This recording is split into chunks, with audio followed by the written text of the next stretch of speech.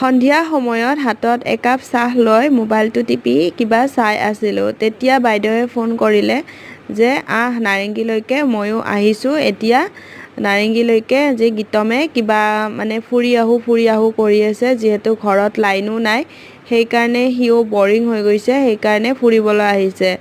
আমাৰ পিছে লাইন আছে কিন্তু চন্দ্ৰপুৰৰ ফালে লাইন নাছিলে, কাৰেণ্ট যিহেতু নাই তো বৰিং হৈ গৈছে, সেইকাৰণে সিও ফুৰিবলৈ মন কৰিলে। বাইদেউ সেইকাৰণে কিবা কিবি বস্তু ল'ব লগা আছিল বুলি তো তাইও নাৰেংগীলৈকে আহিলে আৰু মোকো নাৰেংগীলৈকে মাতি দিলে। যিহেতু বকা পেনপেনীয়া বৰষুণৰ বতৰ, মানে মই একদম ৰুমৰ পৰা ওলাব মানে এলাহ কৰোঁ। তথাপিতো আৰু যিহেতু গীতম আহা বুলি শুনিলোঁ, তাৰপিছত ওলাই আহিলোঁ।